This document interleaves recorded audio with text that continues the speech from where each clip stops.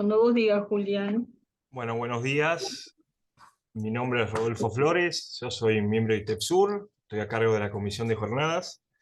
Para mí es un placer y un gran gusto y un gran honor eh, presentar estas jornadas eh, coordinadas por la doctora Julia Lisman, que modera la doctora Agustina O'Donnell. Estas jornadas versan sobre la criminalidad y género, la participación de las mujeres en los delitos económicos. Sin perjuicio de ello, hago una pequeña paréntesis, que ya se han hecho varias jornadas, este instituto ha organizado varias jornadas. Esta es una jornadas que la verdad que tocan temas bastante en boga y bastante interesantes. ¿Y por qué digo que es un honor esto para mí? Porque la doctora Agustina O'Donnell, que es la que modera, es doctora en Derecho Fiscal, socia de la Asociación de Mujeres Juezas Argentinas, y vale destacar que estas jornadas fueron declaradas de interés por la Asociación de Mujeres Jueces de Argentina. Así que no me quiero extender mucho más ni aburrirlos, y le voy a ceder la palabra a los participantes, que es para lo que vinimos aquí. Agustina. Bueno, gracias, Rodolfo, por tus palabras, por inaugurar esta charla, que como vos decís, para mí también es un gran gusto estar acá, muy agradecida a ITEPSUR, a sus autoridades, por darle espacio a este tema, en lo personal, y creo que para todos los que estamos acá, vamos a hacer hoy los oyentes, es un verdadero honor y es un lujo realmente tener a los tres oradores y oradoras que tenemos. Mi idea es leer o resumir sus currículums para ya darle paso a sus exposiciones. Con cada uno de ellos en diferentes momentos nos hemos cruzado y hemos hablado o he leído yo cosas escritos de ellos y de ellas sobre el tema, en relación a, al rol que tienen las mujeres y que empieza a cuestionarse, o por lo menos empieza a detenerse un poco el análisis en ver, bueno, quiénes son esas mujeres que llegan o que aparecen en nuestros expedientes o que aparecen también, ¿no?, en nuestros estudios. Podemos decirlo, esto no se limita obviamente a la función judicial o a la función dentro de los sistemas de justicia. Y empieza también la jurisprudencia, ¿no?, a analizar en distintas etapas del proceso quiénes son las mujeres que van a ser procesadas o que van a ser investigadas, quiénes son esas mujeres que terminan siendo condenadas, en definitiva, un poco el rol de las mujeres en la criminalidad económica como autoras, pero también como víctimas, ¿no? Un poco cuando uno habla de, bueno, la aplicación de la perspectiva de género en estos delitos de la criminalidad económica, se trata un poco de eso. Y creo que las tres personas que están acá, además de ser excelentes funcionarios, funcionarias en sus trabajos, tienen como nota resaliente de sus currículums que leía más temprano. Bueno, por supuesto, todos ellos y ellas, tanto Alejandra como Cecilia, también son abogadas, y como Juan, trabajan en roles de investigación, que también me parece muy interesante para esta charla aprovecharlos a ellos, ¿no?, que nos puedan contar cómo es esta idea de investigar delitos donde hay mujeres que aparecen en estos roles en los que a veces llaman la atención y es difícil pasar por el costado y no hacer aunque sea un comentario, ¿no?, o detenerse a analizarlo. Eh, todos tienen, me llamaba la atención que todos tienen, por supuesto, estudios, posgrados, maestrías, con posterioridad a recibirse. Interesante, Cecilia, por ejemplo, tiene un posgrado en neurociencias y derecho penal, como también en esta búsqueda, ¿no?, de incumbencias y competencias para realizar los roles, cada uno ha ido buscando y abrevando en otras materias, ¿no? Por ejemplo, Juan también es máster en Economía y Derecho. Y además del trabajo, como cada uno también va buscando, se va asumiendo roles en otras funciones, ¿no? Alejandra, por ejemplo, también lo voy a tener que leer porque no me sé el nombre, pero es como un punto de contacto en la red iberoamericana de fiscales en los temas de trata, ¿no? O sea, asumimos o asumen ellos responsabilidades que también exceden sus labores laborales, y creo que eso tiene como nota común esta suerte de afinidad, de sensibilidad, de inquietud, de preocupación de lo que ven y de lo que yo también como creo que lo vemos cuando leemos algunas jurisprudencias o lo vemos en los expedientes, ¿no?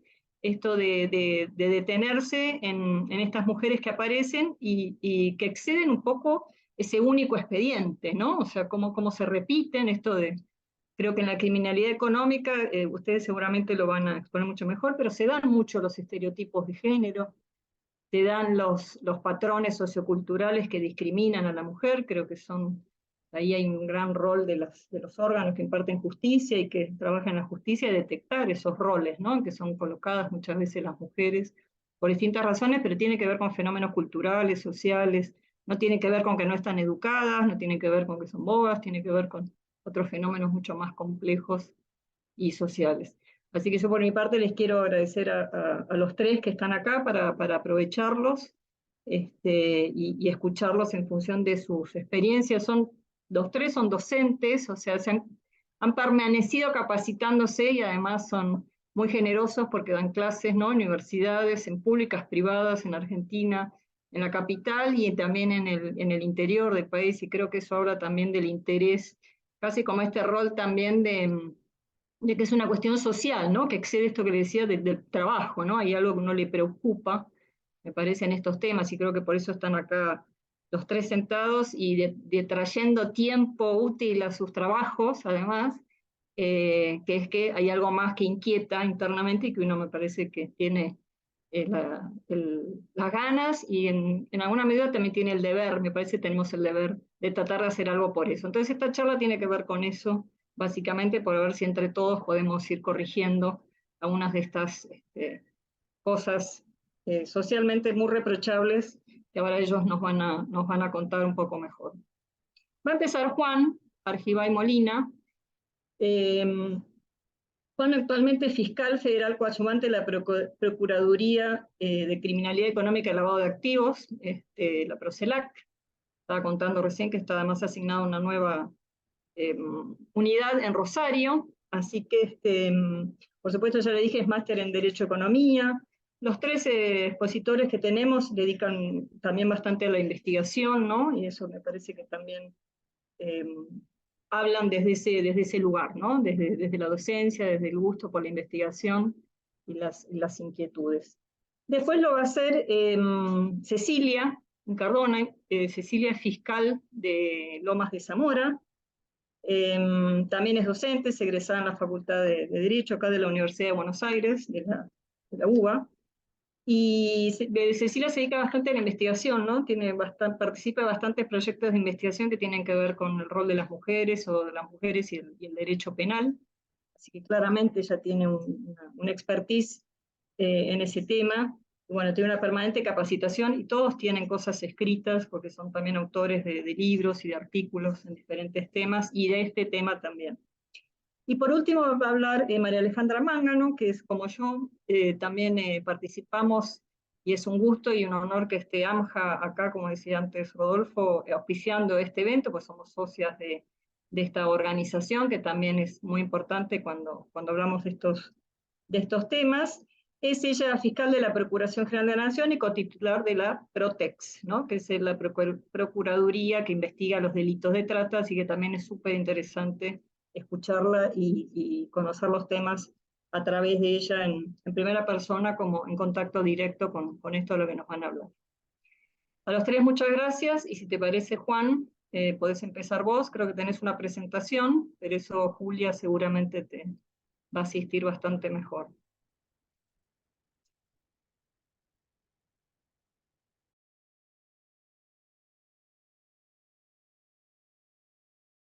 Perdón, ahí se escucha y se ve bien la presentación. Sí, perfecto. Sí. Bueno, buenas tardes para todas y para todos. Muchísimas gracias, Agustina, por la presentación, por la invitación, Julia también por la organización y a ITEPSUR. Para mí es un placer compartir este espacio con Alejandra y con Cecilia, que son referentes en esta materia. Yo lo que voy a intentar hacer en el tiempo que tengo asignado son tres cosas. Por un lado, contarles cómo fue mi experiencia en la Procelac con esta temática, es decir, cómo fui relacionándome con estos temas en el trabajo, o sea, cómo fue esto, se fue dando en la Procuraduría. Después, qué fue lo que hizo la Procuraduría en relación con las cuestiones de géneros las cuestiones de género en los casos de criminalidad económica. Y por último, contarles cómo esas dos cosas se plantearon en un trabajo que, que está publicado en la revista de la AFUN, en la que se condensan algunas aproximaciones que voy a recorrer ahora. El primer eje, obviamente, no es nuevo. En Procelac, el primer caso en el que se discutió, no sé si todos conocen lo que es la Procelac, pero es una procuraduría especializada en criminalidad económica.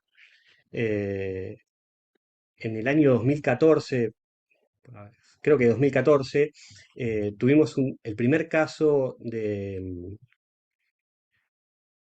el que se planteaba una cuestión de género que no era del todo claro, ahora se los voy a explicar bien, pero fue la primera oportunidad en que desde la Procuraduría se hizo un abordaje de género en conjunto con otra dirección de la Procuración, y era un caso muy complicado para entender porque en ese momento yo coordinaba el equipo que investigaba fraudes falenciales, fraudes en los concursos y las quiebras. Y se trataba de una discusión que planteaba una mujer, madre de dos hijas, menores de edad, que había litigado con su expareja para obtener una cuota alimentaria.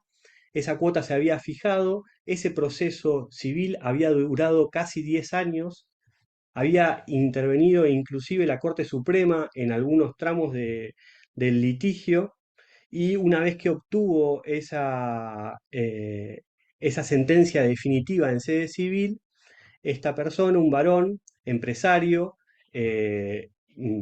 muy acaudalado, por lo menos hasta ese momento, hizo saber en el proceso civil que su situación económica había cambiado drásticamente porque había atravesado alguna dificultad en la empresa que dirigía, y que, producto de una deuda que tenía con una sociedad uruguaya, esta sociedad uruguaya lo había ejecutado y se había iniciado un proceso falencial, un concurso.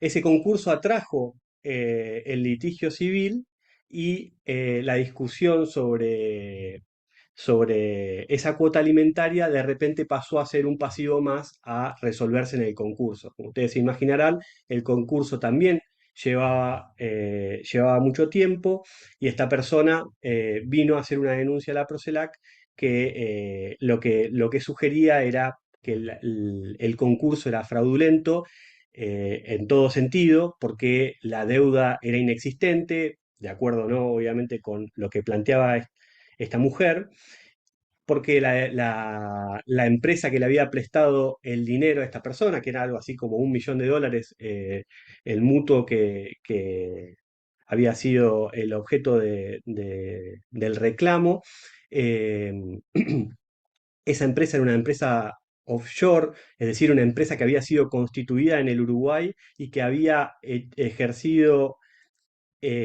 actos aislados en nuestro país. Dentro de esos actos aislados estaba este mutuo, y esa empresa había hecho el juicio ante la justicia comercial.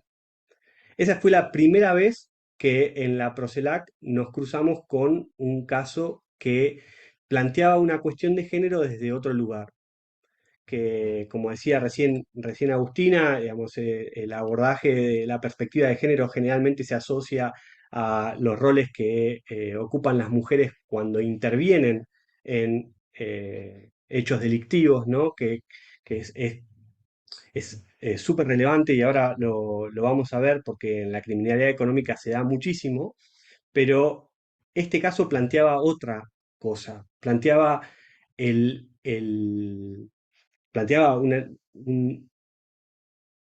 una suerte de violencia o una motivación detrás de delitos de, de carácter económico, como podía ser los que se estaban discutiendo en ese marco, pero que estaban motivados por una cuestión de género y que planteaban una violencia económica, psicológica, desde otro lugar.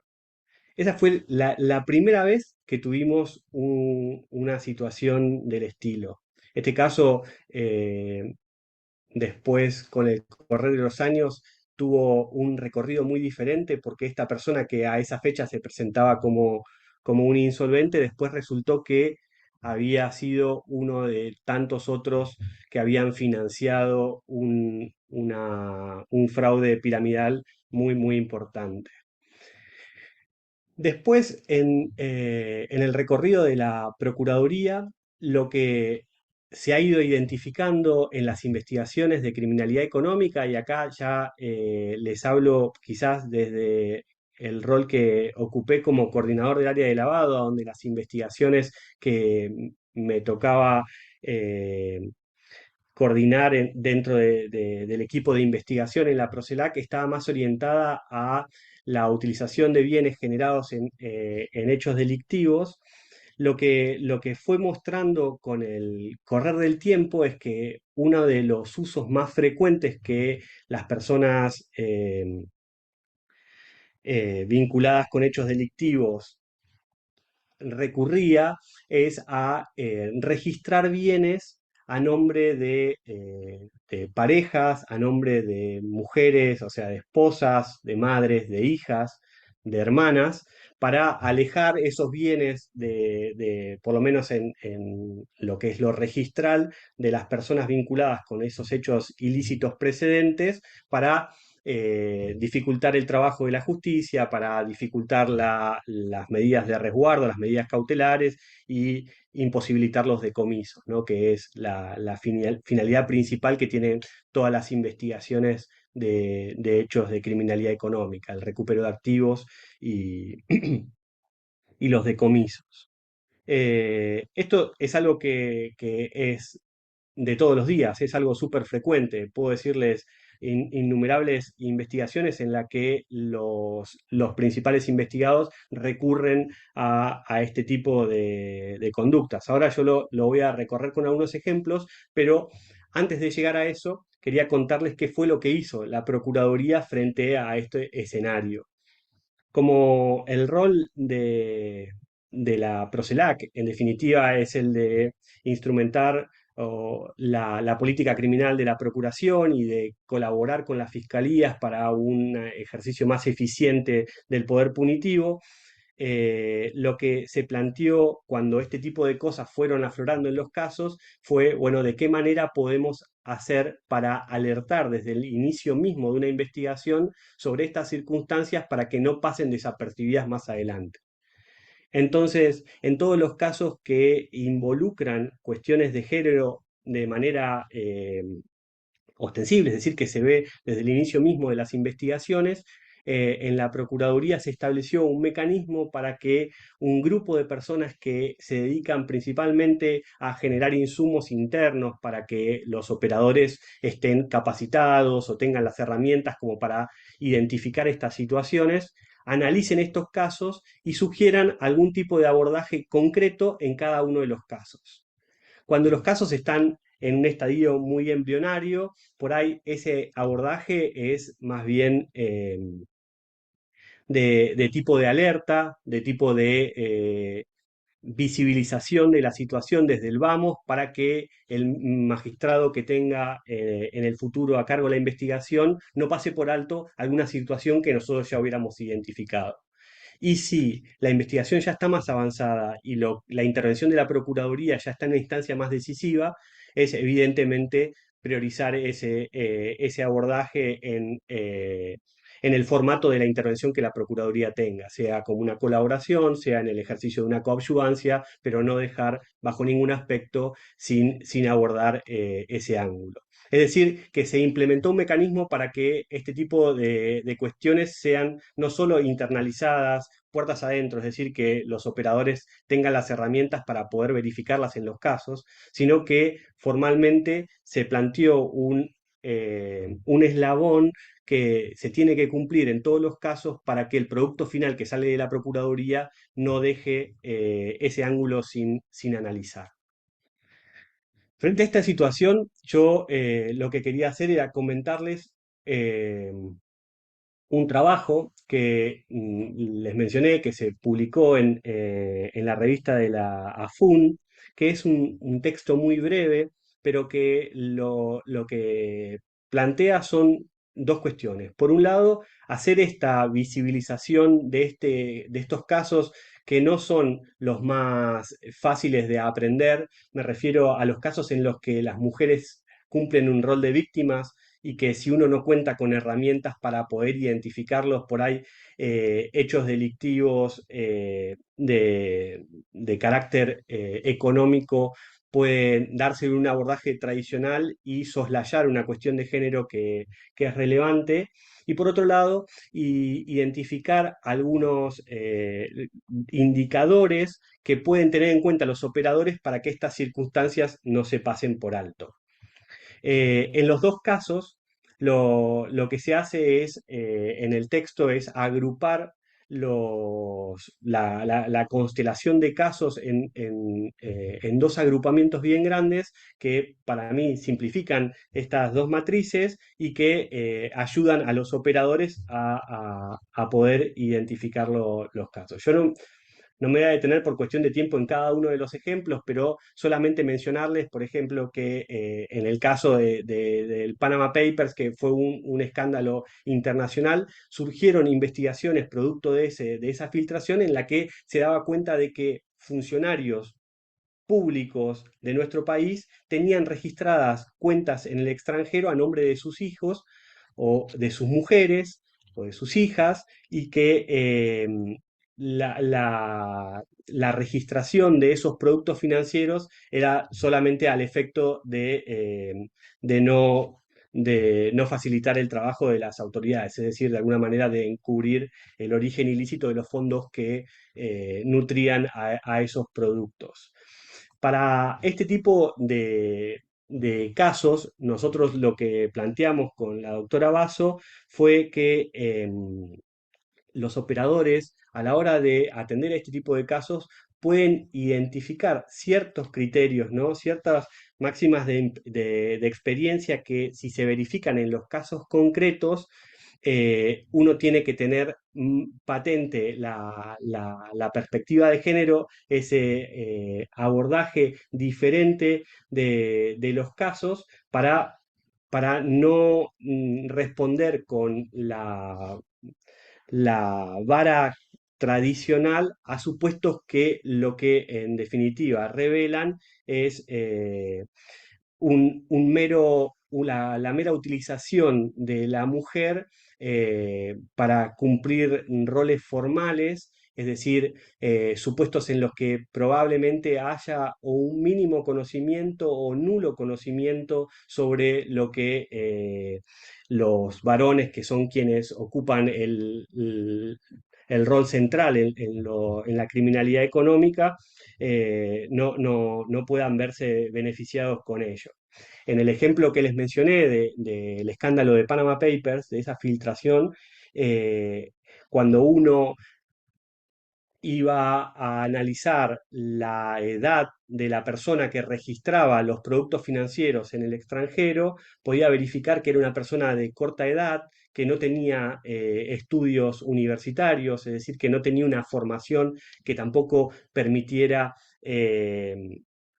inferir que tenía un conocimiento acabado sobre la transacción que estaba llevando adelante a la hora de firmar o no un documento, porque también hay que decirlo, hay muchos de esos roles que se ejercen inclusive sin firmar documentos, es decir, esto ha sido discutido en casos importantes de lavado de activos en que los beneficiarios finales de cuentas bancarias en paraísos fiscales pueden ser diferentes de las personas que están registradas como titulares, y esa persona que es designada como beneficiario final de un producto financiero puede inclusive no saber que fue designada como tal. Entonces, lo que planteamos en el texto es que a la hora de analizar estos casos, uno puede tener en cuenta estas referencias, estos indicadores, para tener más alerta la perspectiva. Y la utilización de indicadores en materia de criminalidad económica es algo que no es nuevo, porque los indicadores son una herramienta que se utiliza, les diría, casi unánimemente en los casos de lavado de activos de forma paradigmática, pero digo, en otros supuestos también, en casos de corrupción, porque es la forma en la que la literatura especializada encontró para identificar máximas de experiencia que uno puede, que están formuladas de manera general y que uno puede, en el caso concreto, subsumir la información que se obtiene de las investigaciones, y en la medida de que esos indicadores se vean presentes en los casos, uno puede adoptar inferencias razonablemente, es decir, son validaciones de las inferencias que uno obtiene. De esa manera también identificamos como otros indicadores de vulnerabilidad para tener en cuenta en este tipo de análisis la extranjería o la condición migratoria irregular o la situación de pobreza extrema actual o pasada. Por otro lado, en el segundo agrupamiento de casos que presentamos en este trabajo, tratamos de hacer una formulación de lo que son estos otros casos que sí tienen a la mujer como víctima, pero que el desafío se presenta para el operador, es decir, para el fiscal o para el juez o la fiscal que intervenga en un caso y que cuente con las herramientas para saber que en ese caso en concreto lo que está en juego es una motivación por cuestiones de género que hacen de un supuesto que podría ser analizado de una manera regular, que obligan a mirarlo de otra forma. Entre estos casos, bueno, les mencioné primero el primero que tuvimos, les mencioné el primer caso que tuvimos en Procelac, pero hay muchos otros. Hace relativamente poco tuvimos una consulta de un fiscal de instrucción que investigaba, tenía en juicio, de hecho, una investigación respecto de un varón, también dueño de una empresa muy importante en nuestro país, que había puesto la mayor parte de su patrimonio a nombre de una sociedad para poder esconderla del acervo ganancial, y a la hora de discutir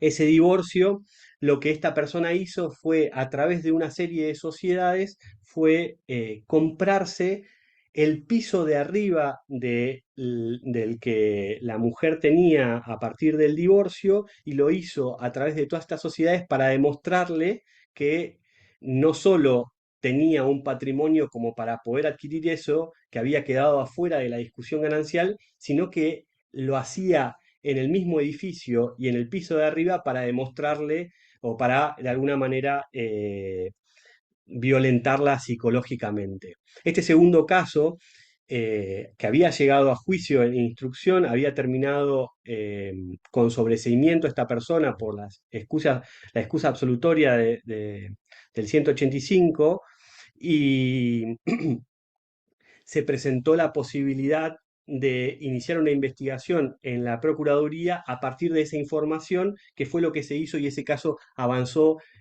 como un caso de lavado posterior. Por eso les digo que es importante contar con estas pautas para no darle un abordaje diferente. En este caso, el fiscal de instrucción lo vio a tiempo y logró motorizar el trabajo de la Procuraduría para poder dar una conclusión distinta de la que se había logrado en ese litigio. En este caso, lo que planteamos con la doctora Basso como indicadores a tener en cuenta tienen que ver con el contexto en el que se enmarcan esos litigios, ¿no? Es decir, si hay un conflicto en la relación de pareja, si hay una discusión sobre el patrimonio, ¿no?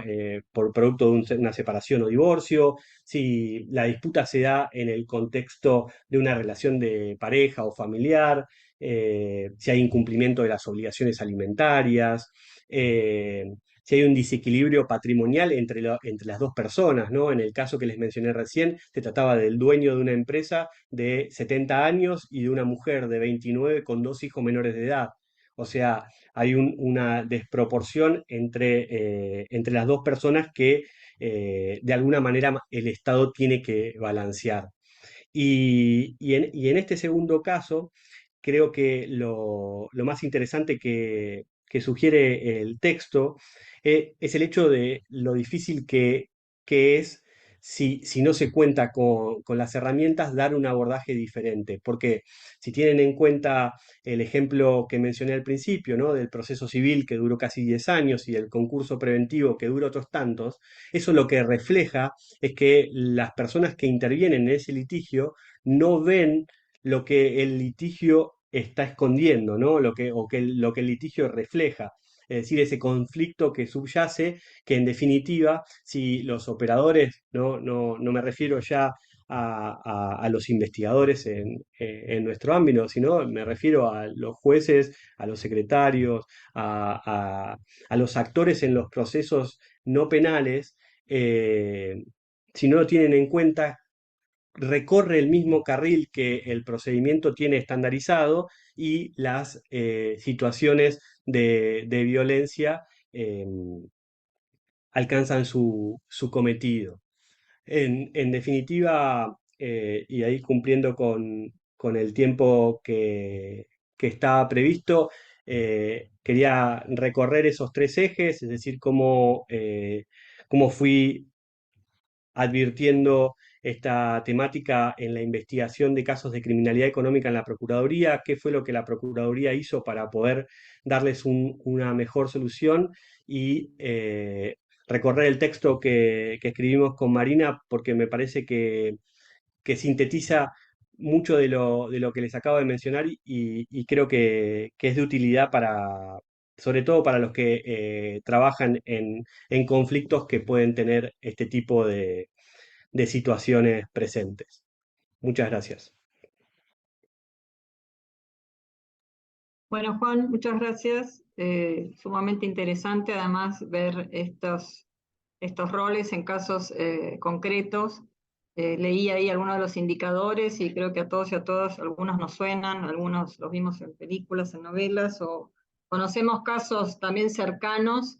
Y bueno, creo que también en esta labor y estas charlas también tienen por propósito esto de desnaturalizar conductas que por ahí en algún momento no nos deteníamos más a sancionarlas, esto ¿no? de colocar a hijas, madres, personas mayores. Yo te agrego lo que yo veo por ahí en algunos de los expedientes del tribunal, que si bien no es un tribunal penal, pero bueno, ahí claramente el litigio también está centrado en la facturación apócrifa y las empresas que se crean, ¿no? Con el único objeto de emitir facturación, y ahí se ve mucho, ¿no? A las mujeres presidentas y directoras de sociedades que no dirigen y dueñas de empresas de las cuales solamente firman documentación, pero no adueñan nada, ¿no?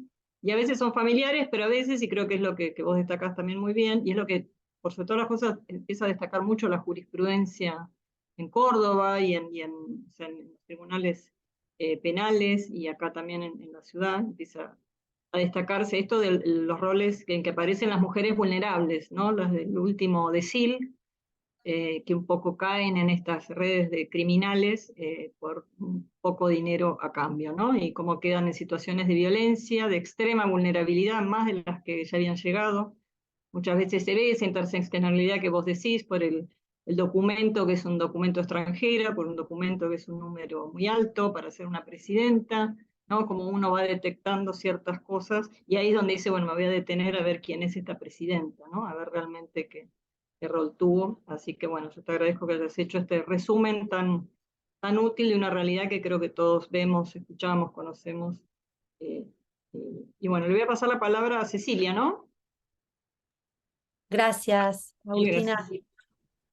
Bueno, en primer lugar agradecer a ITEPSUR, a Agustina, por supuesto, Donel, por haberme invitado y por haber organizado esta actividad, a Julia, a Rodolfo y también a Alejandro Catania, y a mis colegas, ¿no? También a Juan y Alejandra, que son, Alejandra además es muy amiga mía, así que nada, ahí estamos siempre juntas en muchas actividades, así que para mí es también un placer estar acá hoy con ustedes.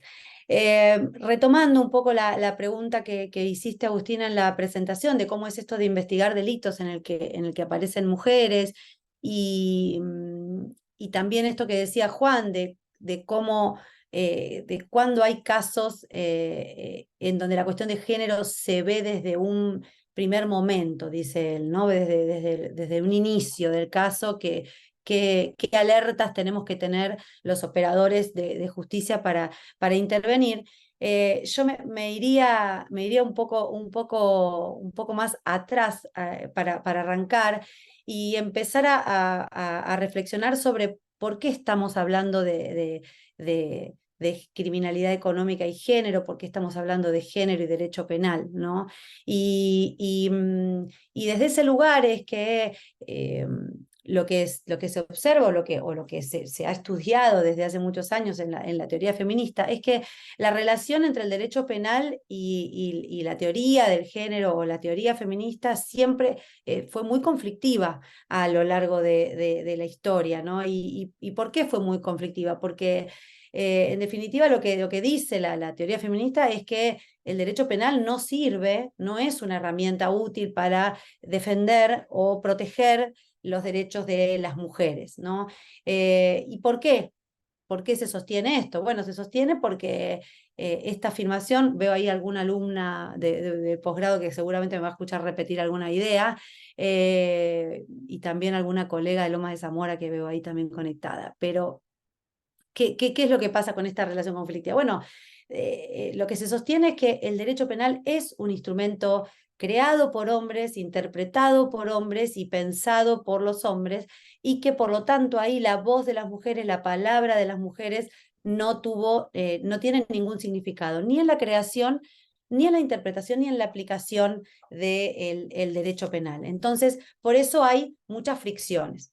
Y una de esas fricciones también es si desde la teoría feminista se exige más derecho penal para proteger los derechos de las mujeres. Entonces, bueno, decimos, bueno, no nos gusta el derecho penal, ¿para qué acudimos al derecho penal para resolver nuestros conflictos? Bueno, porque lo que se concluye en definitiva es que es la herramienta en la que, a la que se acude, el Estado acude para definir una situación donde hay una lesión o una violación a un derecho. El recurso de última ratio es el derecho penal, y entonces por eso es que se acude a eso. Otra de las razones es porque a partir también de lo simbólico que tiene el derecho penal, del poder que tiene el derecho penal, se deja de lado también esa apreciación de que los conflictos en los que estaban involucradas las mujeres no le interesaban al Estado, o no le interesaban al Estado y a la persecución penal pública, porque eran cuestiones íntimas, privadas, o que le pasaban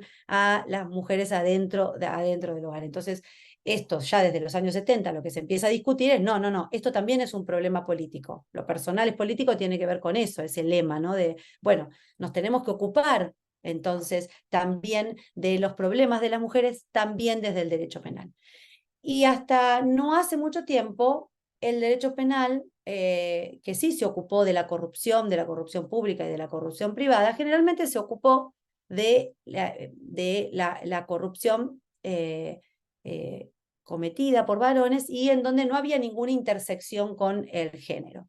Mi ponencia se va a circunscribir específicamente a quizás un poco más teórica que la de Juan, en el sentido de que voy a tratar de conceptos, ¿no? De conceptos y de cómo se relacionan, sobre todo tres conceptos que son tres conceptos básicos del derecho penal. Uno, que es la corrupción; el otro, que es el crimen organizado, cómo se relaciona el crimen organizado con la corrupción, y cómo la trata como una forma de corrupción se relaciona entonces con los otros dos conceptos, y en definitiva, por qué esto podría interesarle a las mujeres o por qué impacta de manera diferenciada en las mujeres esta conceptualización.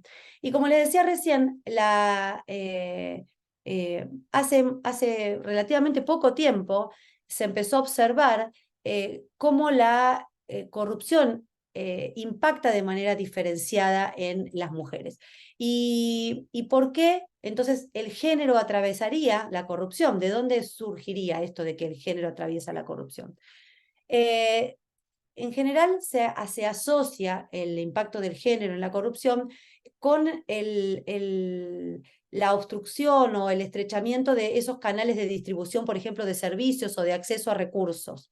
Ahí esos obstáculos se ven con mayor medida en el caso de las mujeres. Estoy haciendo una generalización y también estoy utilizando como sinónimo el género con la mujer, cosa que no está bien, pero para simplificar mi discurso lo hago de ese modo. Entonces, ¿y por qué entonces el género atraviesa también la variable de la corrupción? Bueno, porque el que es más fuerte tiene la posesión de las divisas.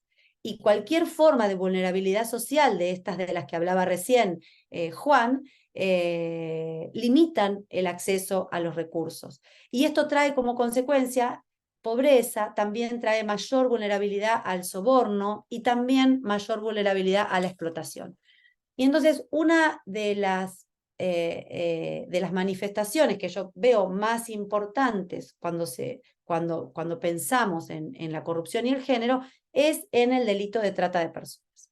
Primero vamos entonces a definir o a intentar definir muy rápidamente qué es la corrupción.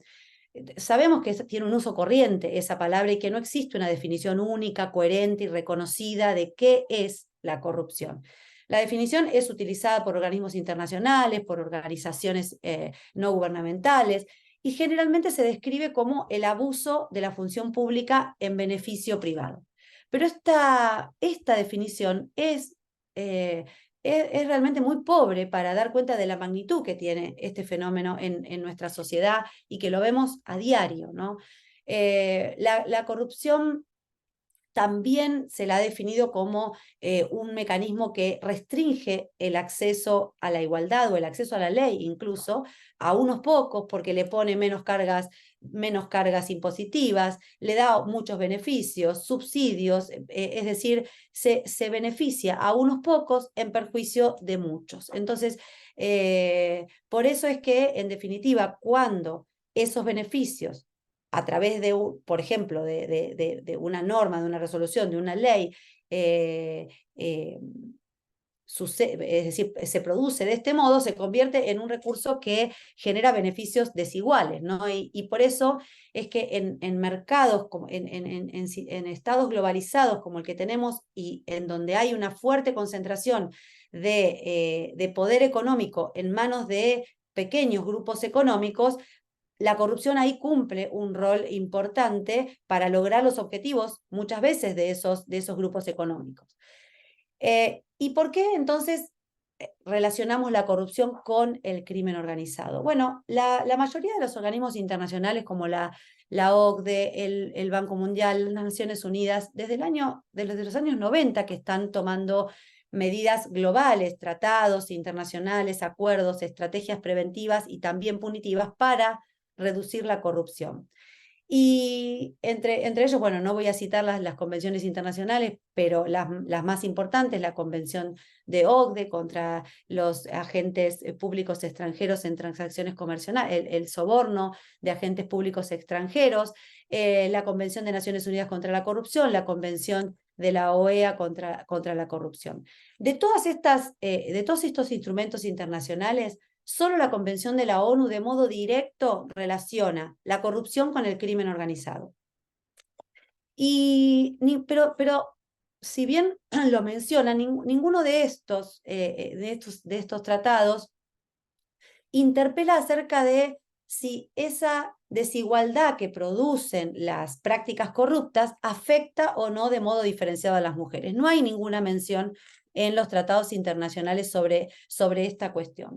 Y sin recurrir a teorías esencialistas, donde se sostiene que las mujeres son menos corruptas que los hombres, es decir, esto está descartadísimo empíricamente, porque hay menos casos de corrupción en el que las mujeres participan activamente, ¿no? como acusadas, como imputadas, no ya como víctimas. Bueno, la participación en la oferta y la demanda de la corrupción participan tanto las mujeres como los varones, pero hay manifestaciones específicas de estos actos de corrupción que están cargadas de perjuicios o de estereotipos en las que en general participan las mujeres, y ahí es donde se sostiene que la corrupción tiene cara de mujer o tiene toga de mujer.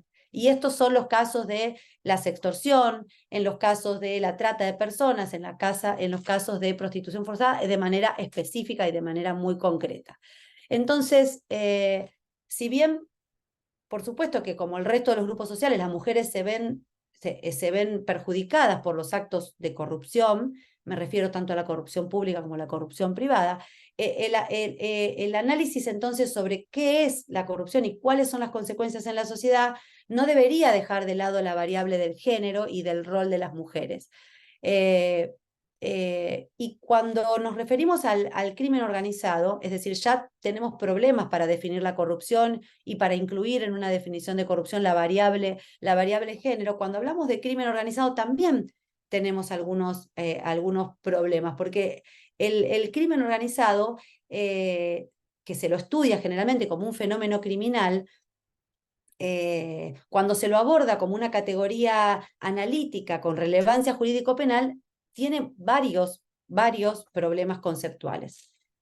Si bien el término crimen organizado no es nuevo y fue utilizado para hablar de las mafias en Italia, de los gángsters, etc., generalmente está asociado con un crimen, una modalidad delictiva, perdón, que trasciende las fronteras de los estados, ¿no? A través de las cuales, es decir, el crimen organizado se utiliza para comerciar con personas, para comerciar objetos ilícitos, como por ejemplo el tráfico de sustancias estupefacientes o el tráfico de armas. Entonces, estos fenómenos transnacionales, que por supuesto se intensificaron abruptamente con la globalización, y con la liberación de las fronteras en muchos sentidos de los estados, la reducción de esos límites entre los estados hizo que se beneficiara mucho más el crimen organizado también, a la par de otros beneficios lícitos que capaz trajo a las sociedades la globalización. Y la primera convención internacional que define o que intenta definir al crimen organizado es la Convención de Naciones Unidas contra la Delincuencia Transnacional Organizada de noviembre del año 2000. Esta es la convención que tiene los dos protocolos. Uno es el de Palermo, el de tráfico de migrantes, y el de la Convención de Palermo, el protocolo de Palermo, que tiene uno de los protocolos es sobre el tráfico de migrantes y otro sobre la trata de personas. ¿Y qué podemos decir del crimen organizado? ¿Qué surge de esta convención? Que en realidad no es un delito, sino un modo de cometer delitos. Pero entonces, para eso nos resulta interesante tener que ver qué tipo de delitos y cuáles son los delitos especialmente graves que se van a considerar cometidos en el marco de una asociación criminal o de un conjunto de personas que cometen organizadamente estos crímenes. Y los crímenes que son identificados en los protocolos que acompañan la convención, como les decía recién, son el delito de tráfico de inmigrantes y el de trata de personas con fines de explotación. También en esta convención se menciona tanto a la corrupción, o a los actos de corrupción, mejor dicho, como también al lavado de activos, considerados delitos a los que también les es aplicable la Convención de Palermo. Pero la Convención no aclara en ningún momento cuál es el punto de conexión entre los delitos de corrupción y los delitos cometidos por una organización criminal. En Argentina, a diferencia de España, no se legisló un tipo específico de criminalidad organizada. Siempre se sostiene un paralelismo, me van a corregir mis colegas en esto, con la asociación ilícita, ¿no? Que es el delito más parecido que tenemos en Argentina. Pero la imprecisión de esta definición, la falta de contornos claros, en la tipificación o en la construcción dentro del derecho penal, como ustedes saben, esto tiene enormes consecuencias prácticas, porque si no sabemos de qué se compone el concepto, difícilmente vamos a poder medirlo, por ejemplo, o compararlo con otros países, o aplicarlo correctamente en un caso concreto. Como les dije recién, ni la convención en su texto, ni el preámbulo de la convención nos dicen cuál es el vínculo entre la criminalidad organizada transnacional y la corrupción estatal o la corrupción privada. Sin embargo, existen muchos estudios y trabajos que conectan el crimen organizado con la corrupción y también con el lavado de activos. Uno de los elementos que caracteriza al crimen organizado es que utiliza a la corrupción como un instrumento para el desarrollo de ese negocio criminal. Recuerden que una empresa criminal funciona como una empresa lícita, ¿no?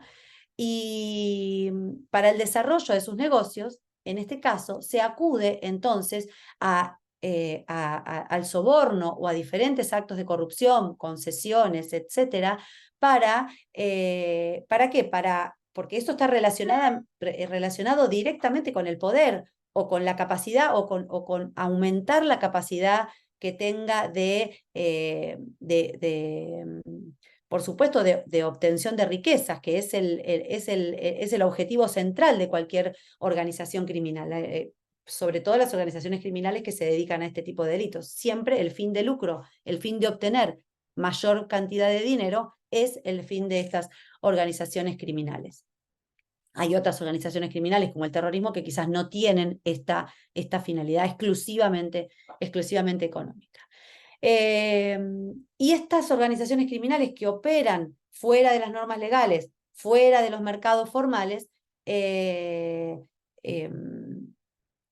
muchas veces, en lugar de pagar impuestos, lo que hacen es hacer pagos directamente a representantes de gobiernos, por ejemplo, en forma de sobornos.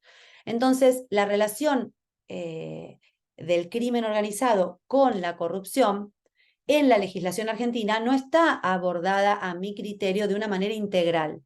¿Y por qué digo esto? Porque por un lado tenemos algunos delitos, como los de trata de personas o los de narcotráfico, que tienen una modalidad agravada en el caso de que haya una participación de un funcionario público. Y por otro lado, tenemos que los actos de corrupción están catalogados en nuestra ley de un modo muy individual y muy aislado. La malversación, el cohecho, el soborno, la dádiva o el enriquecimiento ilícito. Por lo tanto, es a veces muy difícil en los hechos y en la práctica unir estos conceptos y encuadrarlo en figuras legales que den una respuesta adecuada, no penal, para este tipo de situación. Entonces, la falta de precisión de un concepto claro de crimen organizado, tanto en el derecho internacional como en el derecho interno, también a esto se le suma la poca trascendencia que le otorga la propia ley penal a la vinculación entre el crimen organizado y la corrupción. Y según las definiciones que también surgen del Protocolo de Palermo, la trata de personas es una de las actividades delictivas a la que se dedican las organizaciones criminales.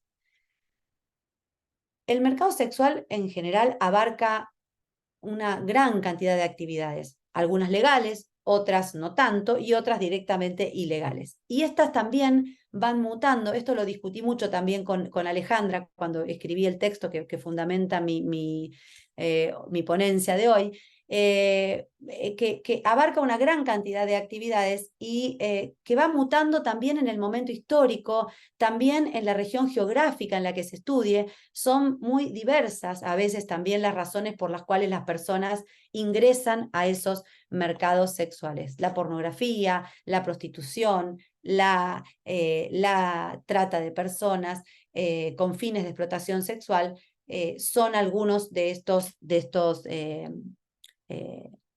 aristas de estos mercados.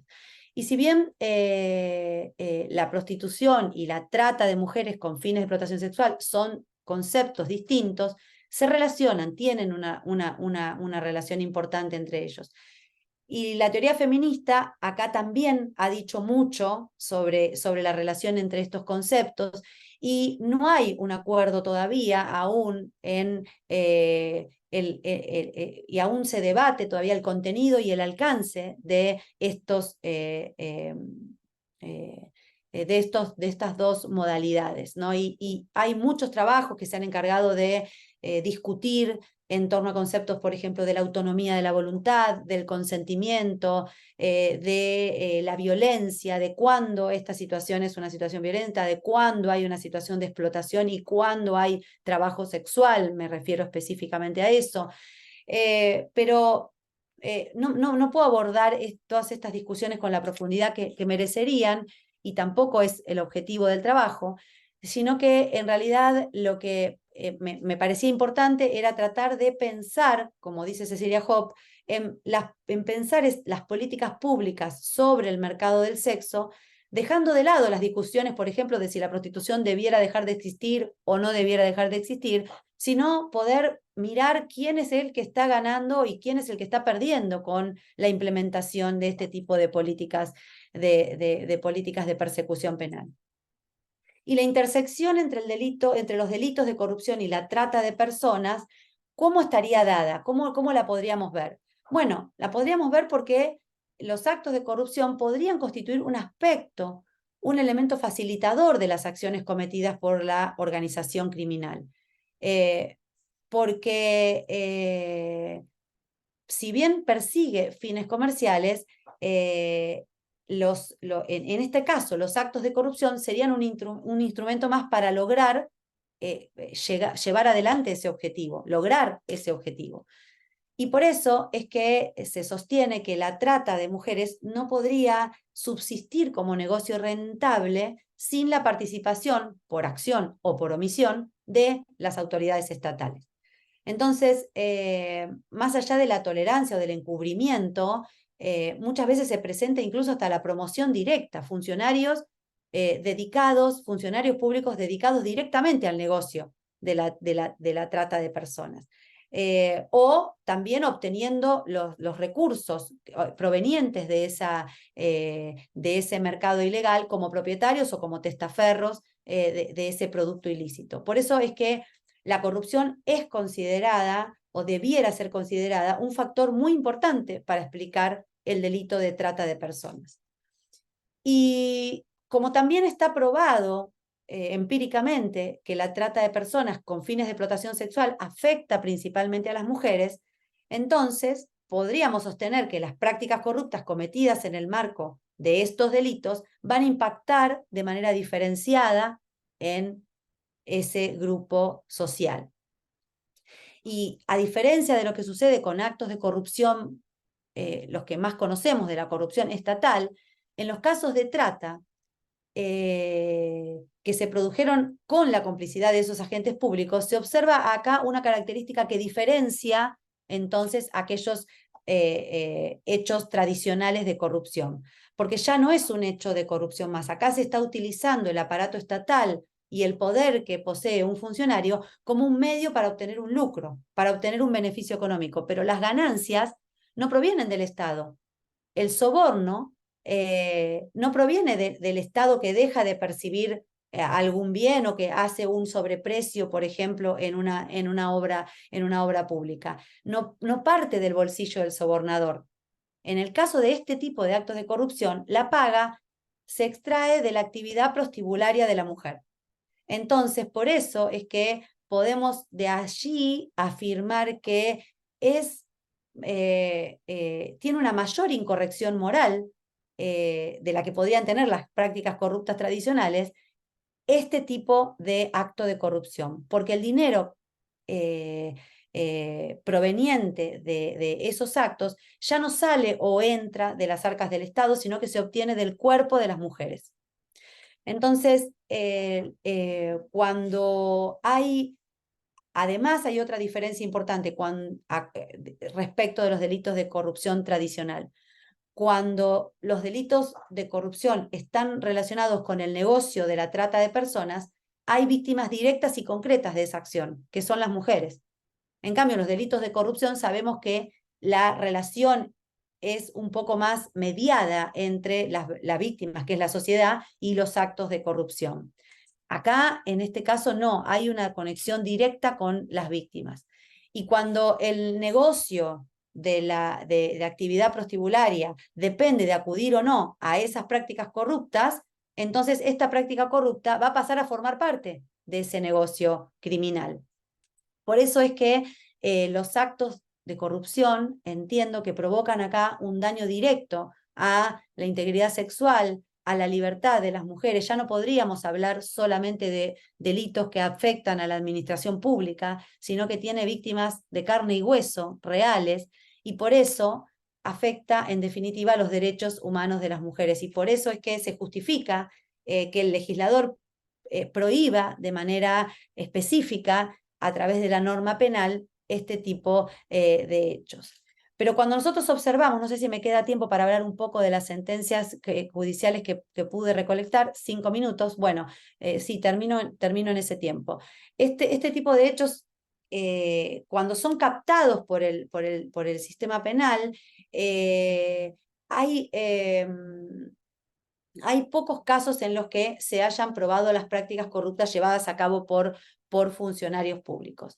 En ninguno de estos casos a los que yo pude acceder cuando hice el trabajo, se verificó una organización criminal de gran envergadura, más allá de algún caso aislado en el que sí pudo suceder, y generalmente lo que capta la justicia son aportes de funcionarios públicos muy satelitales y que no es una participación muy significativa en el negocio. Y a esta condición también hay que sumarle que en general los imputados que son captados, funcionarios públicos captados en los casos de trata, generalmente son funcionarios de fuerza de seguridad de bajo rango y no quizás de organismos del Estado que intervienen en muchas etapas del delito. Entonces, lo que se puede observar es que si bien los actos de corrupción componen el delito de trata de personas y de trata específicamente de mujeres con fines de explotación sexual, el sistema judicial todavía no es incapaz de abordarlo con toda la intensidad que debiera.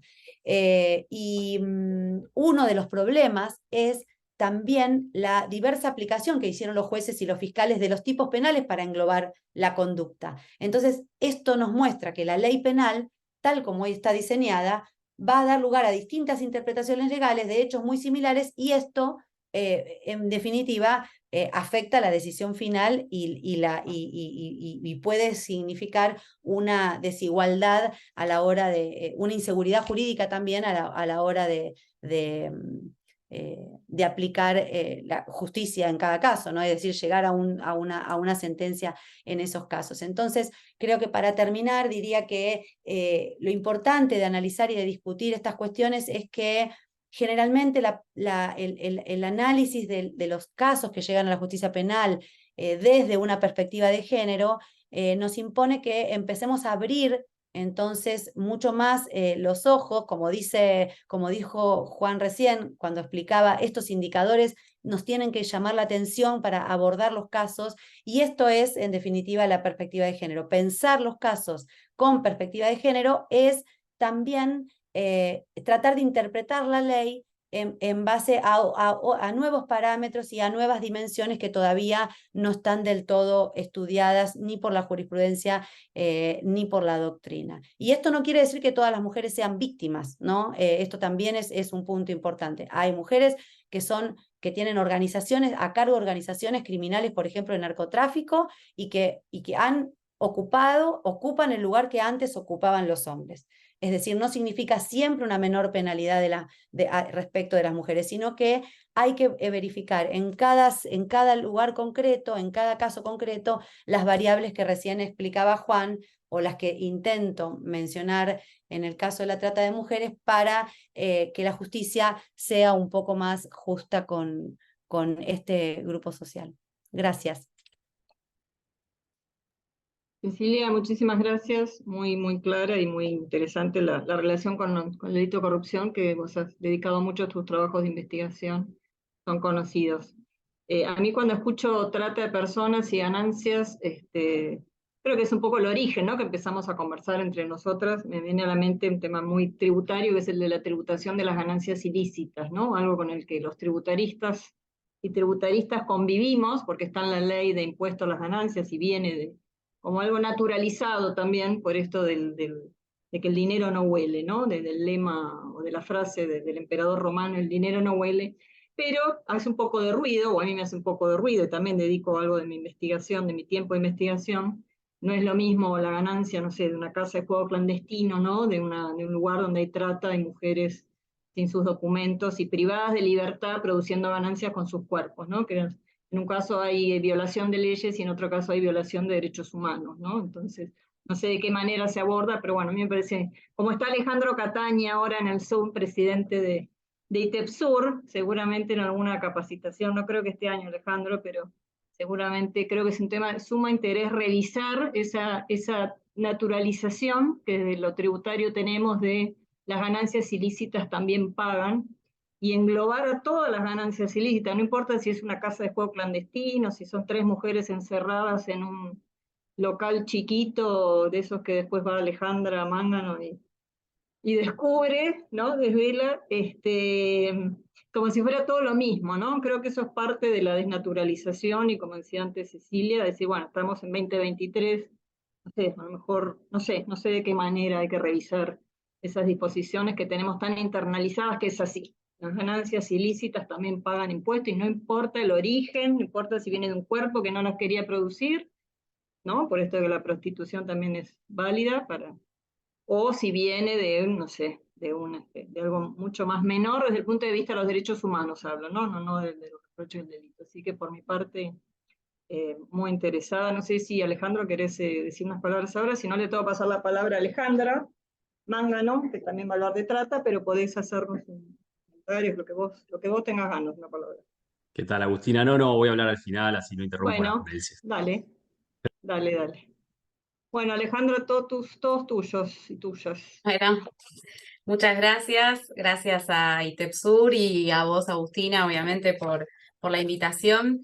Yo voy a tratar, o sea, tenía preparado algo bastante más abstracto y amplio, pero, digamos, la exposición de Juan y la de Cecilia y tus comentarios de recién creo que ameritan que focalice, digamos, en esto que vos bien llamás, digamos, qué sucede con las ganancias ilícitas de la trata y qué hacemos, qué estrategias llevamos adelante desde el derecho penal, el derecho procesal penal, para revertir esa ganancia ilícita en favor de las víctimas, ¿no? Digo, la trata de personas, tanto en su finalidad de explotación sexual, pero también en su finalidad de explotación laboral y de reducción a la servidumbre, esclavitud sexual, es decir, todas las modalidades de trata tienen un aspecto económico que es central, digamos, a las investigaciones, y que muchas veces nos permite poner en su justo eje, digamos, el delito que estamos investigando. Es decir, muchas veces las investigaciones están más focalizadas, por ejemplo, en centrar como objeto investigable, no sé, un domicilio que puede operar o no como prostíbulo o como departamento privado, o un taller clandestino. Es decir, esta idea más de hacer sencilla la investigación a través de simplificarlo en algo, ¿no? Y en realidad la trata es una investigación económica en parte, es decir, la investigación de la trata tiene que ser una investigación económica y tiene que ser una investigación de flujos financieros, es decir, yo miro un domicilio y veo una realidad determinada, es decir, por ahí un tallerista que, hablando de lo que es la trata, por ejemplo, laboral, recibe de determinados proveedores sus insumos, que después los vende, los coloca en el mercado. Lo que veo de afuera son trabajadores que tal vez están 14, 15 horas sin descanso, pero lo que no tengo es la magnitud de ese caso. Es decir, yo no sé si eso pertenece a una red de talleres clandestinos que utiliza una marca renombrada de un shopping o si es un tallerista individual que vende, digamos, su pequeña producción a un puesto de la salada. Es decir, yo no tengo esa dimensión cuando lo que investigo es un domicilio. La voy a empezar a tener cuando investigo la economía de ese lugar, es decir, cuando puedo empezar a pensar en ese flujo financiero. Y en los prostíbulos sucede lo mismo. Muchas veces se archivan pilas de investigaciones de departamentos privados o de domicilios diciendo, bueno, son 3 mujeres, una encargada que también está ejerciendo la prostitución, y no se toma la justa dimensión del negocio que está detrás de eso, ¿sí? Si existe una red de prostíbulos, si ese departamento privado a su vez, por ejemplo, que esto es muy común, es un VIP de un prostíbulo que tiene salida a la calle, si existe alguna maniobra, digamos, vinculada, por ejemplo, a explotación sexual infantil, es decir, no conocemos, es decir, cuando uno toma, digamos, el caso así como lo muestra o así como lo presentan los imputados hacia quienes quieren captar, que son obviamente los clientes prostituyentes, los que van a ese lugar, los que concurren, entonces tiene una fachada.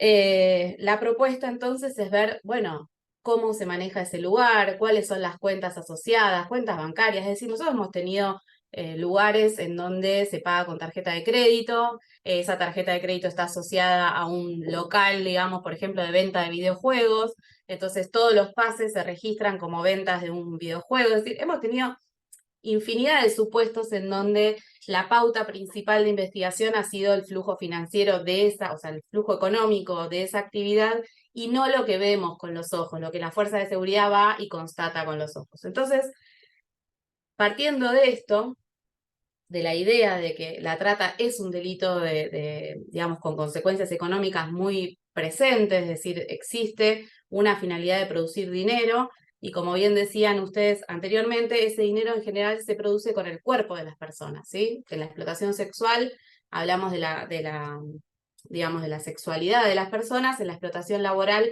el físico en sentido amplio, es decir, muchas veces las personas trabajadoras de talleres clandestinos textiles pagan con sus huesos, con su físico, con su vista, con enfermedades de transmisión como por ejemplo la tuberculosis, que tiene un brote en el sur de la ciudad de Buenos Aires y la provincia de Buenos Aires, producto de que son los lugares donde están los talleres clandestinos textiles, poco ventilados, con muchas personas que están durante muchísimas horas allí, entonces es importante pensarlo entonces en términos amplios de esta cuestión. Cuando uno, piensa en el recupero de activos asociado a la criminalidad organizada, lo primero que se le ocurre es el decomiso, ¿no? Entonces el decomiso es la acción que lleva adelante el Estado para recuperar las ganancias ilícitas del crimen, del delito, y lo utiliza en general, digamos, acá y en casi todas partes del mundo para fortalecer las investigaciones penales, para promover tener más recursos para la investigación criminal compleja, etcétera, etcétera.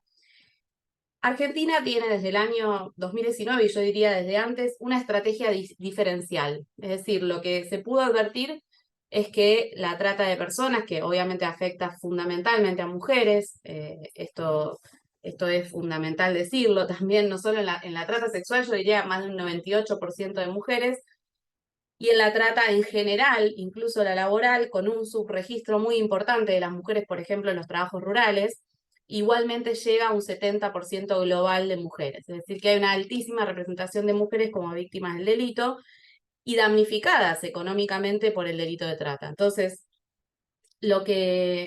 la propuesta, digamos, de la legislación argentina es revertir ese flujo financiero que produce la explotación, no ya a través del decomiso al Estado, ¿sí?, sino que el Estado organice, y ahora les voy a contar cómo se hizo, la transferencia de ese dinero a las víctimas digamos, que generaron esa riqueza, esa ganancia ilícita. Entonces, ya el Estado no es que puede decir, bueno, vamos a darle un uso público a este automóvil secuestrado, sino que se van a priorizar estrategias de administración rentables que permitan que al final del camino, cuando haya una sentencia y cuando se decomise ese bien como producto o como instrumento del delito, digamos, el producido de eso sea directamente transferido a la reparación integral a las víctimas de trata. ¿Por qué? Porque básicamente existe un deber del Estado de reparar integralmente a las víctimas de delitos de violaciones a los derechos humanos. Ese deber de reparar, digamos, es prioritario. Igualmente nuestro Código Penal, en el artículo 29 y 30, históricamente le da prioridad a la indemnización y a la reparación en favor, digamos, por encima del decomiso de activos, pero a esa generalidad se le suma ahora una obligatoriedad, y la obligatoriedad que está dada por esta ley, la 27508, que es del 2019, es la obligatoriedad de reparar a las víctimas y utilizar, digamos, el producido de los decomisos para el pago de estas restituciones y estas reparaciones económicas. Digo que es interesante esta política porque es una política novedosa, que no es exclusiva de Argentina. En Estados Unidos, en Inglaterra, en Ecuador, existen legislaciones similares. No es que la inventamos nosotros, digamos, recurrimos al derecho comparado para ver, digamos, de qué manera esto se lleva adelante, pero sí me parece que es, por lo menos, digamos, único en la región. Es decir, tenemos en la región una legislación que está utilizando el recupero de activo y el proceso de recupero de activo en causas penales con una finalidad muy específica, que es revertir la ganancia ilícita y reconocer a esa víctima como quien, digamos, de alguna manera es beneficiaria de ese dinero que produjo. Y esto tiene también un punto importante en cuanto a dimensionar, digamos, ya con un enfoque, diría yo, no solo de género, sino interseccional, el daño social que el delito genera, ¿no? Y esto aplica no solo a la trata de personas, sino también a la corrupción, digamos, enfoques diferenciados de corrupción, por ejemplo, en servicios sociales básicos. Esto hay estudios, por ejemplo, de Eurosocial, que lo que están señalando es, bueno, hay servicios sociales que son muy básicos, como la educación, la salud, y que, digamos, de alguna manera las principales beneficiarias también son mujeres, porque son quienes cuidan, entonces son quienes tramitan estos beneficios. En Argentina, por ejemplo, la asignación universal por hijo vino a solucionar, digamos, de alguna manera, por ahí mucho registro nunca se toma de eso, pero la asignación universal por hijo es una relación directa entre ANSES y las mujeres que cuidan, que eliminó de alguna manera la intermediación que solían hacer punteros o punteras políticas, y que estaba mucho más, digamos, o que resultaba mucho más vulnerable a la corrupción, específicamente a la corrupción en este caso de estas asignaciones sociales. Entonces, ¿a qué voy con esto? Que el recupero de activos con esta orientación, que es muy clara en la trata, porque como venimos diciendo, quien produce ese dinero es específicamente el cuerpo de las personas, aplica también a otros escenarios, ¿no? Y en este punto me gustaría, digamos, contar brevemente la existencia de un proyecto acá en Argentina que se digamos, origina en la legislación italiana de recupero de activos, y que es el proyecto Bien Restituido, ¿no? La idea, entonces, en el proyecto Bien Restituido es un poco similar en este sentido, y es que los bienes que se recuperan a través del decomiso sean asignados, digamos, sean utilizados para retribuir a la comunidad que se vio afectada por el delito más estructural. Esta idea de que, digamos, de que el recupero de activos revierta situaciones de desigualdad, revierta situaciones que genera el delito, que afectan particularmente a sectores vulnerables, es entonces, digamos, por este proyecto de Bien Restituido, que creo que ya está en el Congreso como proyecto de ley, es de alguna manera lo que sigue motivando esta idea de revertir flujos financieros ilícitos. Y en esto Agustina decía, es una charla aparte, yo creo lo mismo. A mí me parece que el Estado no puede, digamos, o al menos debería, si va a tributar, esperar antes que ese dinero se utilice prioritariamente para el pago de indemnizaciones, para cubrir, digamos, con lo que sería el deber de reparación integral.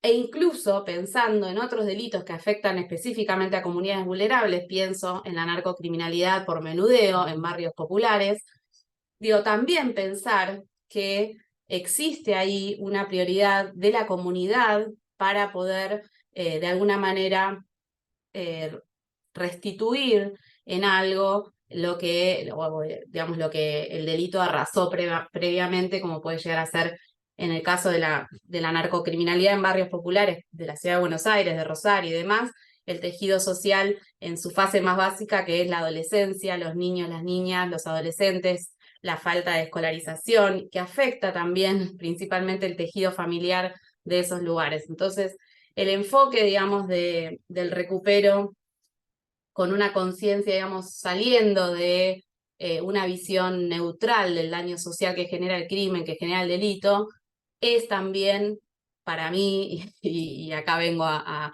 plantearlo, un enfoque de género en la investigación criminal. Es decir, es tener enfoque de derechos humanos en realidad, pero también enfoque de género en la investigación criminal y darle un sentido, digamos, de pertenencia a ese flujo financiero que ilícito, digamos, que al revertirse no termine siendo utilizado, digamos, para otros fines estatales. Yo hace unos años había un avión, creo, recuperado, ¿no? Entonces, y una lancha carísima, o un auto, una Ferrari, y me acuerdo que se le habían dado una fuerza de seguridad.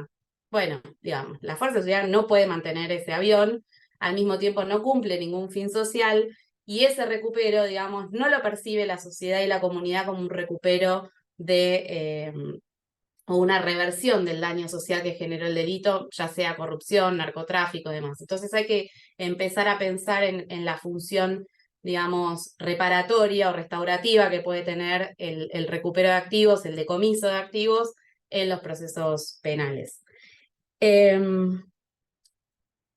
No sé si tengo más tiempo, pero me gustaría contar un poquito más cómo funciona entonces en lo concreto la reparación económica a las víctimas de trata. Nosotros, digamos, tenemos ya precedentes de las 4 salas de casación federal. En las 4 salas de casación federal se aceptó que las y los fiscales podemos requerir la reparación de oficio, ¿no? Sin que la parte, me refiero a la víctima, haga una presentación. Esto es fundamental porque las víctimas de trata no se van a presentar a pedir un peso a nadie, digamos. Por un lado, mucho se dice no, porque tienen urgencias, emergencias, tienen que ocuparse de otros temas.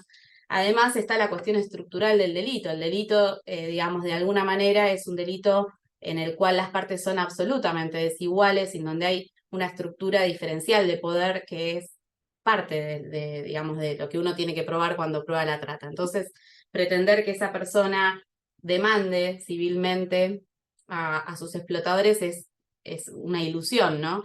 Cuando se trabajaba en el 2019 en este proyecto de ley en el que nosotros trabajamos de la Protex, me acuerdo que decían los jueces de los tribunales orales, decían, bueno, no hay actor civil, no se presentó a tiempo, no hay una demanda, no se puede correr la contrademanda. Y nosotros decíamos, bueno, a ver, la prueba más clara es que el Estado argentino condenó a más de 500 personas, en ese momento eran 500 personas condenadas, 1.400 víctimas identificadas, y de las 1.400 víctimas solamente una había sido actora civil.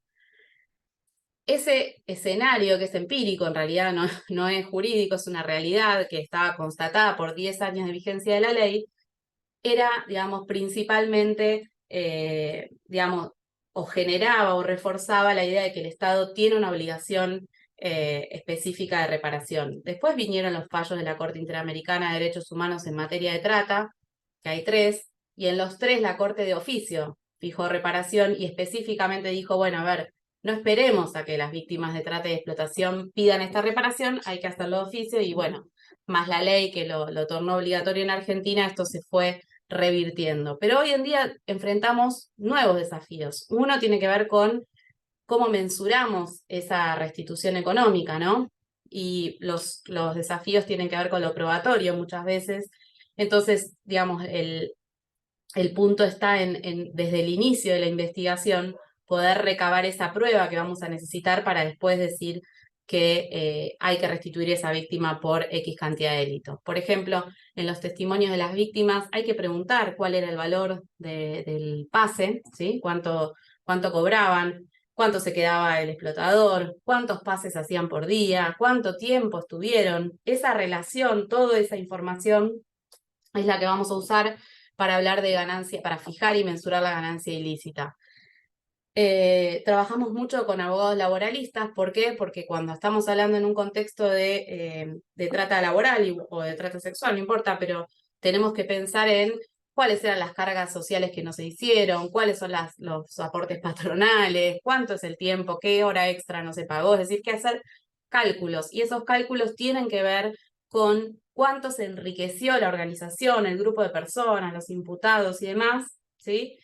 A partir de no pagar lo que debieron haber pagado.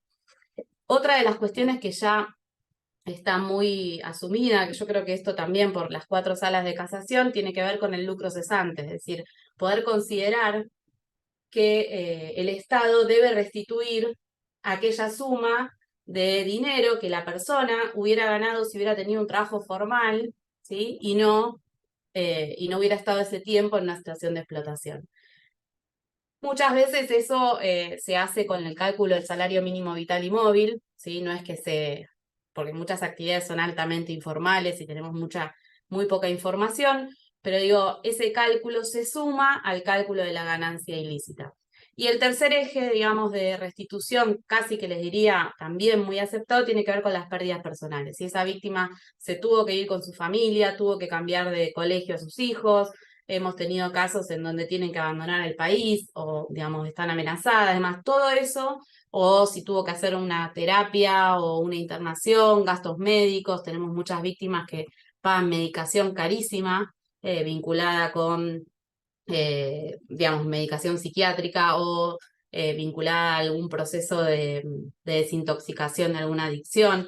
Toda esa medicación y todo eso se suma al cálculo de la ganancia, de la restitución económica. Y una vez que tenemos ese cálculo, que lo vamos a llevar a juicio y lo vamos a poner como, digamos, como el monto a indemnizar, en algunos casos también se ha dado daño moral, digamos, la Corte en eso tiene la doctrina del daño moral de la Corte y permite, digamos, asignar un monto por este rubro sin prueba específica, entonces eso es mucho más fácil cuando la víctima no se presenta, porque de qué manera, por ejemplo, puedo probar daño físico si la víctima no quiere hacerse un estudio o no quiere exponer que, por ejemplo, producto de la explotación tuvo determinada consecuencia física, o bueno, entonces el daño moral es otro de los rubros que les decía. Pero bueno, una vez que componemos ese monto se coloca en la sentencia como el monto de la restitución económica y el dinero que fue producto del decomiso se asigna prioritariamente entonces allí. ¿Qué sucede para garantizar cierta igualdad entre los casos? Hay casos donde los imputados no tienen bienes, no tienen dinero para decomisar, entonces existe un fondo fiduciario que administra el Estado Nacional, específicamente el Consejo Federal de Lucha contra la Trata, que absorbe todos esos bienes que son remanentes, decimos nosotros, de los decomisos y de alguna manera de las incautaciones que se realizan en las causas de trata y de lavado de activos con delito precedente de trata. Ese fondo remanente hoy, por ejemplo, ya ha pagado a varias víctimas que tenían que obtuvieron restituciones en donde no había fondos. Y al mismo tiempo también contamos con la colaboración muchas veces de jueces y fiscales que investigan otro tipo de delitos económicos que en procesos, por ejemplo, alternativos como la probation o en incautaciones o multas, destinan esos fondos como donación al Fondo Fiduciario de Víctimas de Trata, lo cual es muy bueno y por ahí el Tribunal Fiscal de la Nación algún día puede donar algo. Pero digo, necesitamos fortalecer el Fondo Fiduciario. Hoy las restituciones económicas que se fijaron en nuestro país, muchas no están firmes porque, digamos, tienen apelaciones pendientes o recursos ante la Corte, pero suman más de 200 millones de pesos, 260 millones de pesos globalmente, ¿no? Cada uno individualmente va a ser un montón menor, pero los fondos que hoy tiene el Fondo Fiduciario no alcanzan ni por asomo a cubrir esa suma global. Si bien hay muchos inmuebles, para poder vender esos inmuebles, ingresamos en los procesos burocráticos de subasta, la compulsa de precios, se tarda mucho, y bienes líquidos no son la mayoría de los bienes incautados. Muchas veces son inmuebles, que son los lugares donde se llevó a cabo la explotación, muchas veces son automóviles, y muy pocas veces es dinero en efectivo que permita, digamos, la rápida ejecución. Así que, bueno, nada, mi idea era presentarles este panorama, digamos, esta política que es nueva, y de alguna manera ver de qué manera se contribuye con un proceso de recupero de activos a revertir un flujo financiero que afecta particularmente a personas vulnerables que son las víctimas de explotación. Bueno, Alejandra, mil gracias. La verdad que también de mucho interés, muy relevante, para mí muy novedoso, inclusive, así que me llevo mucha información, muchos datos. Yo te quería hacer una pregunta breve, pues estamos muy cortos del tiempo. Pero a mí hay algo que me llama siempre la atención de las sentencias de condena de tratas, es que hay mucha condena de mujeres, o sea, como autoras, como partícipes, ¿no? Supongo que en eso, por ahí Cecilia también, bueno, también Juan.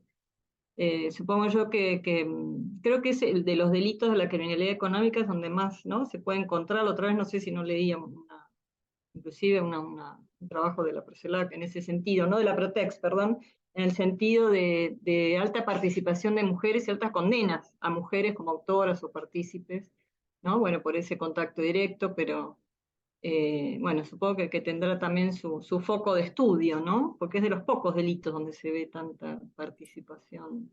Bueno, en realidad, Una digamos, explicación esto, ¿no? tiene un punto de contacto en la explotación sexual, eso es verdad, pero muchas mujeres condenadas son mujeres, digamos, autoras de trata laboral también. Es decir, me Sí. parece que hay un punto de conexión entre crimen organizado y mujeres en general, porque, digamos, creo que cerca del 70% de las mujeres en prisión están por drogas y, digamos, tenés el mismo problema ahí. El lavado de activos, yo me acuerdo, el enriquecimiento ilícito, creo que Juan Argibay algo dice en el artículo que hace con Marina.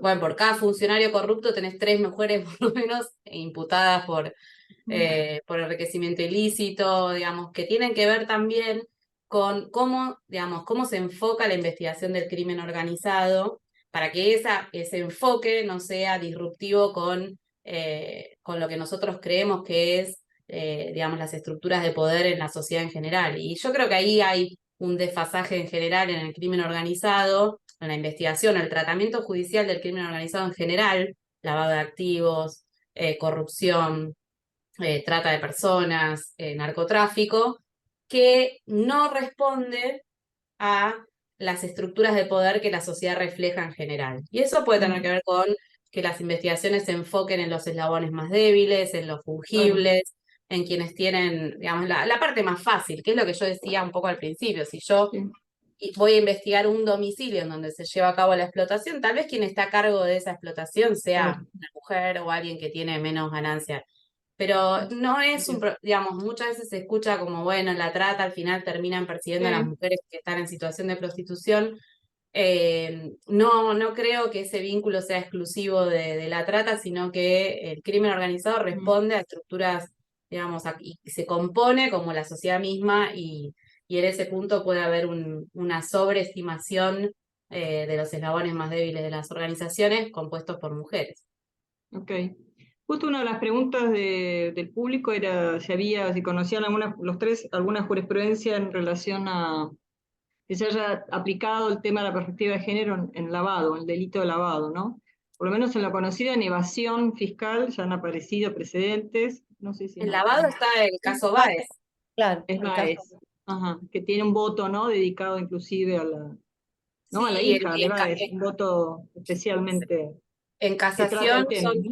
en casación son 2 votos, salvo la mayoría, salvo un. A ver, en el fallo del tribunal oral es un voto en disidencia, que es el voto de López Iñiguez, pero cuando el caso va a casación, se compone una mayoría en realidad es unánime el fallo en cuanto a la absolución, pero hay una mayoría de 2 jueces que evalúan la cuestión de género y específicamente tienen en cuenta la estructura, digamos, familiar específica y el rol que esas mujeres tenían en esa estructura familiar.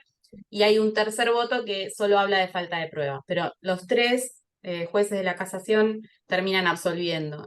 Así que creo que es el fallo, yo que conozca, es Emblemático. único y es emblemático. Después en Córdoba hay uno también que se refiere al delito de contrabando, también interesante, que aplica perspectiva de género. Si Y un hay poco lo dos que hablábamos casos al inicio, perdón. Hay 2 casos también de administración fraudulenta, de criminalidad más bien económica empresaria, en lo que también se aplica, uno se llama Mengo y el otro, no me acuerdo, pero hay dos también sentencias en las que con diferentes argumentos también se aplica una participación diferenciada de las mujeres y no sé si alguna se la absuelve incluso. También Sí, ese caso es de participando en un Entre Ríos, comercio creo, y hay familiar. otro de Córdoba, que son hijas de empresarios. Inclusive una es una asociación ilícita, y son dos, dedicamos acá creo que un espacio, unas son inclusive mujeres emancipadas, digamos, menores de edad que un padre emancipa para que asuman como presidenta. Pero bueno, a mí me queda que ha sido sumamente fructífero escucharlos, interesantísimo, he tomado notas a los tres, y con ganas de escuchar más, y con ganas de hacer más de estas que tienen, ¿no? Van saliendo también como temas colaterales y anexos para seguir desarrollando, porque creo algo que hablaba con Alejandro, creo que es un tema poco abordado, ¿no? Yo hablo desde lo tributario, o sea, se empieza a abordar, ¿no? Esa es la parte buena, me parece, y que estemos acá reunidos es buenísimo. Pero bueno, se empieza a abordar, y también esto de abrir los ojos y no sobrevolar, ¿no? Los aspectos que tienen que ver cuando hay mujeres, aparecen como mujeres evasoras, como, por lo menos para descartar que no estén ahí, que en realidad están prestando nombres o están por alguna situación de violencia, dominación por parte de un hombre, que puede ser un familiar, puede ser un empleador, o bueno, de lo que se trata es de rascar un poco más el expediente para ver qué hay detrás de eso. Julia, organización perfecta, y si les parece, yo por mi parte agradecida a ITEPSUR de nuevo, Alejandro, que estás presente, lo digo, por dar este espacio, y te dejo la palabra, vos que has escuchado, por suerte, las dos exposiciones, y a todos, muchísimas gracias. Bueno, Agustina, muchísimas gracias. Bueno, por supuesto, primero que todo agradecer a quienes se expusieron hoy. Cecilia Incardona, Juan Argibay Molina, por supuesto, y Alejandra Mangano. Juan, te pido disculpas porque yo a tu exposición no llegué, pero la tengo grabada, así que la voy a escuchar dentro de un rato. Pero quiero felicitar, yo voy a hablar en rol de presidente, así que quiero darle los aplausos a los que se los merecen. Por supuesto, en primer orden los expositores, ¿no? Siempre, siempre. Pero quienes organizaron esto y quienes coordinaron todo esto. Esto tiene su fuente, por supuesto, tanto en Agustina O'Donnell como en Julia Lisman. Y también le quiero agradecer especialmente a Rodolfo Flores, que hasta hoy es el director de la Comisión de Jornadas. Digo hasta hoy porque esta va a ser la última jornada que va a dirigir Rodolfo en un año muy exitoso de esta comisión, y a quien estoy especialmente agradecido porque la va a empezar a dirigir Julia Lisman a partir de este momento. Eh, y ustedes saben que yo tengo una ligazón emocional con cada una de las personas con las que emprendo proyectos.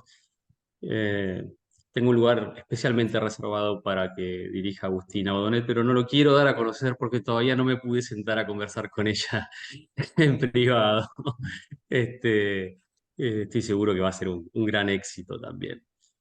Eh, las exposiciones, por supuesto que generaron un montón de pensamientos. No solo la circunstancia que mencionabas vos, Agustina, sobre la tributación de los hechos ilícitos, ¿no? Que, que pues, en derecho tributario parece más común que en el resto de las ramas.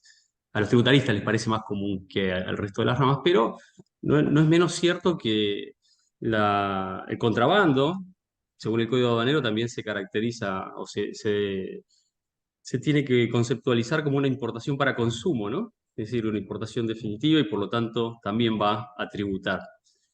Esto siempre fue algo muy complejo y por supuesto que podemos armar una jornada sobre eso, pero bueno, lo tendrás que hablar con Julia, que es la nueva directora de jornadas. Pero con respecto a los temas específicos que se trataron hoy sobre investigaciones complejas, si bien casi todos los delitos tienen un contenido económico o un aspecto económico, un perfil económico, le podemos encontrar, algunos delitos económicos, los que caracterizamos como delitos económicos, tienen alguna faceta técnica también más específica. Nosotros en el fuero, por ahí estamos más acostumbrados a verlo desde el punto de vista del contrabando, con la utilización de mujeres dentro de la cadena, más que nada como mulas, ¿no? Ese sería el peor escenario en el cual puede ser víctima una mujer en el delito de contrabando. Pero también las vemos, como se mencionaron acá, como personas o testaferros, que eso fue mencionado, pero lo vemos también como interpósitas personas. Bueno, no dejan de ser testaferros también, pero a veces eh, simplemente como interpósitas, por ejemplo, para maniobras de evasión, ¿no? Para generar sujetos intermedios para que nunca pueda llegar a determinarse quién debía realmente pagar ese tributo. Entonces, en la evasión o en la intermediación financiera, también en el lavado de dinero, vemos mucho eso, el lado de testaferro y personas interpósitas. Son temas que tienen que ser profundamente estudiados, que tiene que darse más tiempo, más espacio. Nosotros en el posgrado, en la actualización de Derecho Penal Económico de la UBA, que también tengo el placer de dirigir, da clases sobre ese tema Agustina Calabró y también estamos tratando de buscar las especificidades, ¿no? de esta clase de delincuencia y los impactos con esta temática. Así que bueno, nunca me gusta hacer los discursos muy largos ni quitarles un poco de tiempo a los verdaderos, a quienes realmente deben llevarse los aplausos, que son los coordinadores, las coordinadoras y los expositores. Pero bueno, quiero agradecerles y quiero contarles que ITEPSUR, esto también en mi rol de presidente tengo que hacerlo y mencionárselos, es un instituto que es transdisciplinario, es decir, utilizamos metodologías de distintas disciplinas tratando de buscar una metodología de fusión y que siempre estamos ávidos de incorporar gente que tenga ganas de desarrollar alguna actividad que se vincule con el derecho penal, porque es bastante amplia, ¿no? Porque están las jornadas que se están desarrollando, en este caso por Zoom, pero también ya volveremos a la presencialidad en estos ámbitos, las publicaciones de libros o los concursos que se desarrollan, las investigaciones que se van a desarrollar. Y entonces, a quienes quieran sumarse al instituto, ahora somos más de 100, ¿no? Pero las puertas van a estar abiertas, solo tienen que contar con algún socio que los referencie, que tampoco es una tarea tan compleja. Así que nada, agradecerles e invitarlos a quienes quieran a sumarse al instituto. Así que Agustina, no sé si vos querés dar unas palabras de cierre, y yo con esto yo ya me despido, pero por favor las últimas palabras que sean tuyas. No, yo quiero agradecer de nuevo, agradecerle también a AMJA que nos estuvo acompañando y nos dio su apoyo institucional para este evento. Felicitarla a Julia, desearle mucho éxito, es buenísima, así que te va a ir súper bien. Y nada, y saludarlos a todos y no restarles más tiempo, que expositores, toda gente muy ocupada, con mucho trabajo y urgencia. Y bueno, y esto, decíamos al principio, lo hacemos, creo yo, por esta inquietud adicional que tenemos de que resolver los expedientes y que es nuestra obligación o tramitarlos, pero también nos queda ese, a veces no, creo que todos un poco rescatando es eso, ¿no? Ese sinsabor de esas mujeres dando vueltas en lugares donde no deberían estar y dentro del proceso penal que eso sea detectado lo antes posible, ¿no? Para que sea corregido. Y creo que no es solo una misión de fiscales y jueces, es una misión de todos como una sociedad civilizada y que buscamos vivir en una sociedad cada vez con mayor calidad democrática. Así que por mi parte, mil gracias a todos, ¿eh? Y nos vemos en la próxima. No sé si... A todos, mil gracias.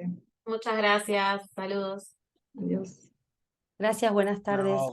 Gracias, Buenas Alejandro. tardes. Justo. Hasta luego.